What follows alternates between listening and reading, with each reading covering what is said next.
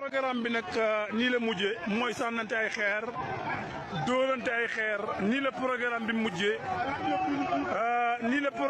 mujjee mooy Habib Diop duñu jiite nii la programme bi mujjee mooy Habib Diop duñu jiite Habib Diop nag waa département bi bëgguñu ko de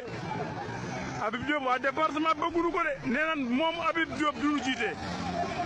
Habib daal gars yi bëgguñu ko moom ndaw yi daal nee nan Habib moom du leen jiite ndaw ñi daal nee nan Habib du leen jiite ndaw ñi daal nee nan Habib du leen jiite kon ndaje mi tas na ndaw ñi nee nan Habib Diop du leen jiite ndaje mi tas na programme waa Kër Diomaye kañ la ñuy déggoo waa Kër Diomaye kañ la ñuy déggoo gars yi kañ la ñuy déggoo man la Ndoye Touba gars yi kañ la ñuy déggoo seet Habib Diop du ñu jiite Habib Diop du ñu jiite fii la xewe de Bawol kaay feexlu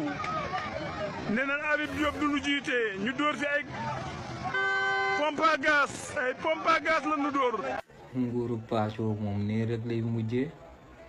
xamu ne nguuru paccoo foo leen fekk problème mu diw di ñu jiite la ñuy amee parce que képp ku jiitu rek day am ay privilèges yu ñëw ci yow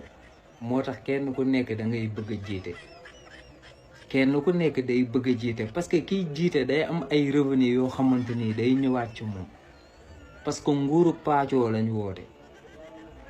nguuru paccoo moom lañ woote parce que ñun biñ doon xeex dañ doon xeex jubal jubbante ba bañ na ko moom ndey mbill gi ba mu njëkkee toog lan la wax yéen a commandé pala bi nag pala bu weex xatt la mais pala boobu sa waay dafa jékki-jékki sotti ci suukar ba pare di séddale ay kaasu gratuit nit ñi di naan moo tax nguur goo xamante ni paccoo nga woote sànnantee xeer tojantee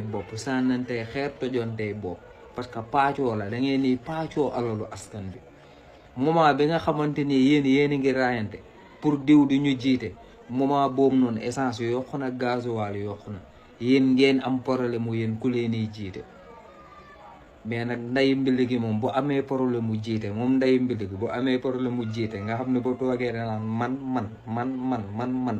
keneen kum jiite tamit problème boobu rek ngay amee